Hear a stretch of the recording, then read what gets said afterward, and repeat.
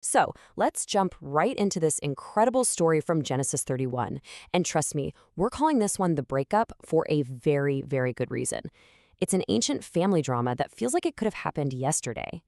I mean, have you ever been in a situation, maybe a toxic job, maybe even a family dynamic, where you just wanted to pack a bag in the middle of the night and just disappear? Well, that's pretty much exactly where Jacob is after spending 20 years working for his father-in-law, Laban. And all of that frustration leads to what we're calling the Great Escape. So what could possibly push a man to secretly run away with his entire family, his wives, his kids, all of his livestock? Well, this was not a snap decision.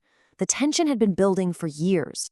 And right here, you see the two sides of the story, and they could not be more different. On one hand, you've got Laban's sons going around saying, Jacob got rich by ripping off our dad. But then you have Jacob's side, which is, your father has tricked me and messed with my paycheck 10 different times.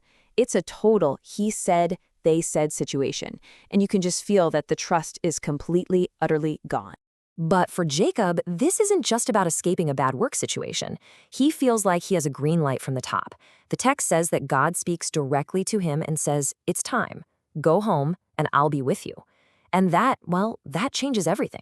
This isn't just an escape plan anymore, it becomes a mission. So, yeah, he makes his move. While Laban is off shearing sheep, Jacob gathers his family, everything he owns, and he is gone. But he only gets a 3-day head start. Once Laban gets the news, oh man, he is furious. He takes off after him, and for 7 straight days, it's a high-speed chase. Well, at the speed of sheep and camels. He finally tracks Jacob down in the mountains of Gilead.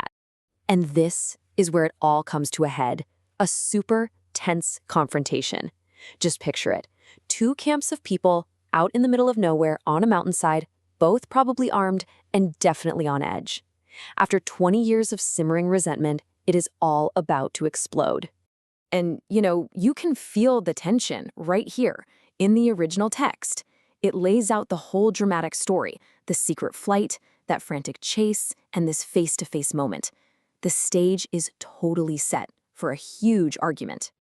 And Laban, wow, he comes in hot. He immediately accuses Jacob of kidnapping his own daughters, as if they were prisoners of war. It's an incredibly loaded accusation, right? He's painting Jacob as the villain and himself as this poor, heartbroken father. But Jacob fires right back. He says, look, I didn't sneak away to be malicious. I did it because I was scared of you. He genuinely believed that if he had asked to leave, Laban would have literally taken his own daughters, Jacob's wives, away from him by force. Okay, but then the argument takes a sharp turn. Laban isn't just mad about Jacob leaving. He's got another accusation, and this one is way more serious. We're talking about a crime that could get you killed back then. Theft. So Laban claims that Jacob has stolen his family's household gods or idols. Now you gotta understand, these weren't just little trinkets on a shelf. In that culture, possessing these could signify a claim to family leadership and inheritance, so stealing them was a massive attack on Laban's entire house. Of course, Jacob knows he's innocent, so he basically says, go ahead, search everywhere. And Laban takes him up on it. He goes tent by tent. Through Jacob's tent, nothing. Through Leah's, nothing. The maidservants, still nothing. The tension is building, right? Finally, he enters Rachel's tent. And here's the crazy part. Laban has no idea that his own daughter Rachel is the actual thief. She's cleverly hidden the idols under her camel's saddle and is just sitting on top of them. So when the search comes up empty, everything flips. Jacob, who was just publicly accused of a major crime, is no longer afraid. Now he is livid. All those years of frustration, of being cheated and mistreated, it all just comes pouring out. It is finally his turn to speak. And he kicks off this epic speech with one powerful number. 20. For 20 years, he says, he has served Laban faithfully. 20 years of his life dedicated to building another man's wealth. And then he just lays it all out like a grievance report. 14 years of hard labor just to marry Laban's 2 daughters. Another 6 years for the livestock, during which Laban changed his wages 10 times. He reminds him that he personally covered the cost of any animal that was lost or killed, working through scorching heat and freezing nights. It's this powerful emotional accounting of 2 decades of exploitation. After that explosive speech, there's not much Laban can say. The fight just seems to go out of him. There's no apology, no real reconciliation. Instead, they shift gears into damage control. They decide to make a formal treaty, a way to end this toxic relationship without it turning into an all-out war. And they do this by making a covenant. Now, it's really important to get this term. This isn't just a casual promise. It is a formal, legally binding agreement. In this case, it's basically a non-aggression pact and a border treaty rolled into one. And you can see here in the text how they did it. This is Ancient Conflict Resolution 101.